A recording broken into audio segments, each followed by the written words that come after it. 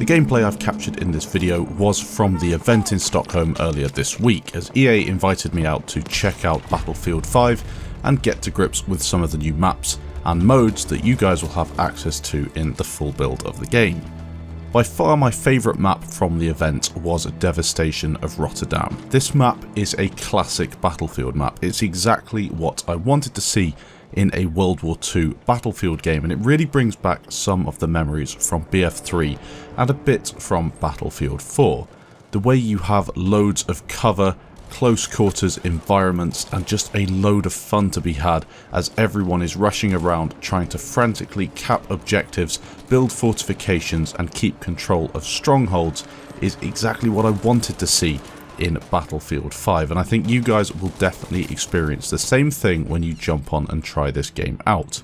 Although it's not the clearest screenshot in the world because of the fog that you have on this spawn-in screen, you can tell how the map is laid out for a game of Breakthrough or Operations. Essentially, you are starting on the right hand side as an attacker or the left hand side as a defender, and your objective is to push through and capture the points.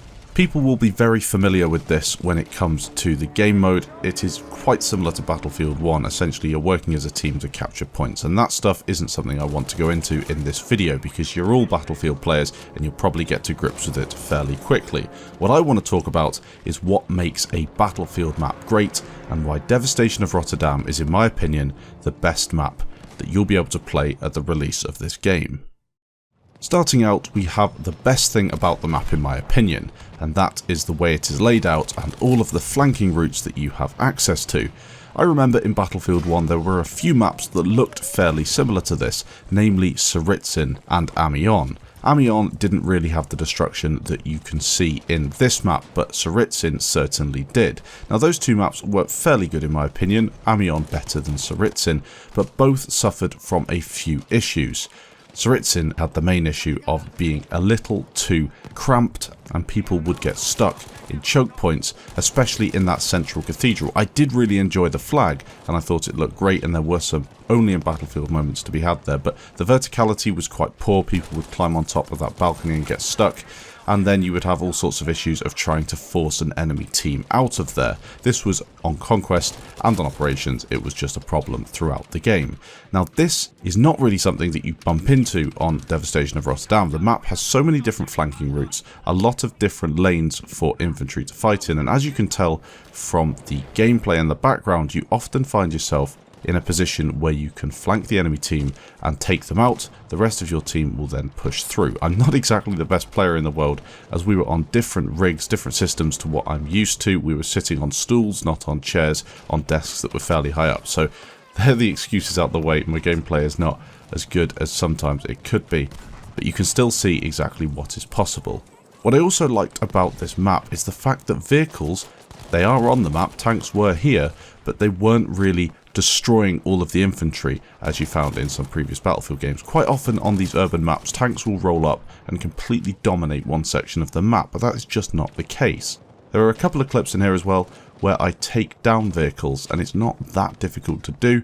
If the vehicle or the tank driver gets a bit overconfident and they drive into a choke point or a built-up area, they're going to find themselves in a lot of trouble. The way the map flowed is obviously a really important part of a Battlefield game. You want to be playing a map that isn't static. People don't want to be stuck just throwing grenades down corridors, and we have seen that a lot in the past. Now that was something that did happen from time to time on this map, but you always had the option of dropping back and flanking, with 5 or 6 different routes always available. The verticality wasn't the most complicated I've ever seen in a map, but that's a good thing.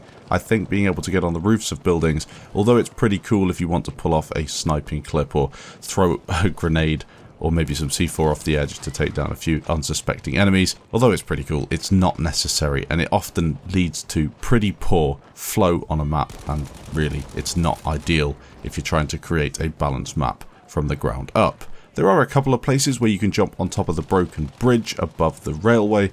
There are a couple of places where you did find snipers trying to sneak in, and there's a clip later in the video where I'm located above a road shooting enemies as they try and cross it. But apart from that, there's not really anywhere that you can hide, and you're often boots on the ground trying to make your way from cover to cover, taking out the enemy players. One thing that I did notice was incredibly important on this map was Fortifications. Now, Fortifications is something that's coming to the game. It's new to this Battlefield title.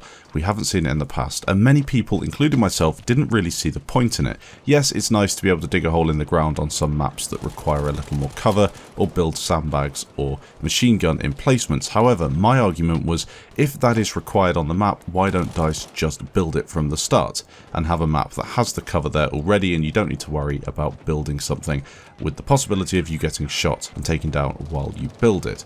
Well, the thing is, this map has plenty of cover. The whole reason for Fortifications is to change the way the map flows. So if you have an objective you need to cap, and maybe you have 5 different areas that the enemies can attack from, you can block up 2 or 3 of those and make it far more difficult for them to attack, or maybe even just giving yourself a bit of cover to hide behind, and I think that's really, really cool. You see it in a couple of clips on this map. The sandbags are what give it away, they're the fortifications, and it's just really cool to see them all over the place, especially if the squad mates and the teammates are working together to create this fortification, this stronghold that the enemy team have to really work as a team as well to get past. Explosives will often destroy fortifications in one go. The Panzerfaust is great at it, but again, if I'm using my Panzerfaust to kill or take down a load of sandbags, I'm not going to be able to use it to take down enemies, so they're sort of winning from that point of view. One thing that I think we will definitely see from this map are some massive, massive back rages. It's something that I definitely noticed on this map. I managed to pull off a couple of 3, 4, maybe 5-man feeds.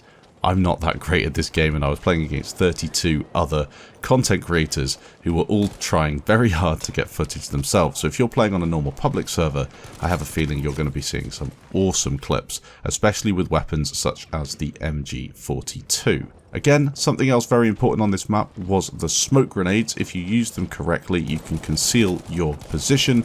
Spotting isn't as strong on this game as it has been in BF1, but you still do have to make use of what has been called out by your teammates, and of course, if you have certain perks enabled, you can spot enemies and things like that. So that's something we'll get into in future videos. Let me know what you think of this map down in the comments below. Personally, it's my favourite map from the ones I've played. I definitely think it will be a fan favourite, and it will sort of be like the Amiens of Battlefield 5 in my opinion. You also do have Rotterdam, the normal map, without all the destruction on it, and that map again was played in the beta. People seem to enjoy that quite a lot. So this map is a slightly similar one, but just an improvement, I think, because of the amount of cover and variation you have on the map. I think it's really, really awesome. Thanks for watching the video. As I said, leave your opinions down in the comments. I'll leave a bit of gameplay to play after this. I know some people just enjoy gameplay on its own without any commentary, and there's a few things in there that you guys might enjoy watching. Thanks again for tuning in, and I'll catch you in the next video.